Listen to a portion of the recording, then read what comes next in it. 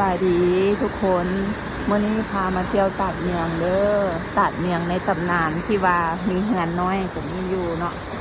กลับคืนมาสู่สภาพเดิมแล้วพังแล้วนี่ฮันเฮือนหลังนี้พังเนาะพังแล้วเพิ่นเฮ็ดขึ้นมาใหม่คือสิแน่นหนากว่าเก่าแหละเนาะเบิ่งสภาพอันนี้เขาจะลงไปลุมพูนจุดๆคุณเราจะมีอ่ายน้ำเนาะตอนนี้ฮันฝนตกกายังบ่ได้หลายเทื่อน้ำประมาณนี้แต่ว่าหอดย้ำฝนแท้ๆนะน้ำจะสาดขึ้นมา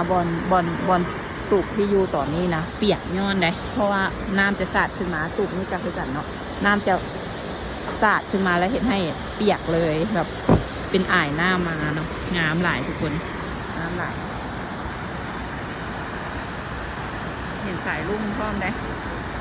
มีสายลุ่งเห็นบ่ทุกคนมีสายลุ่งต้องอลังการนะมันจะเป็นคล้ายๆออกเป็นสองสายตกลงมา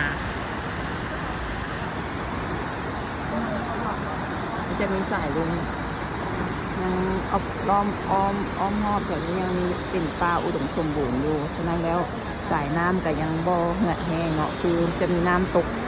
ตลอดปีแต่ว่ามันจะฤดูแล้งก็จะตกน้อยเนาะแต่ว่ามันก็ยังมีน้ำตกอยู่แต่ว่าฤดูฝนนั้นถือว่าแห้งดีจนสาดมาจนเปียกเลย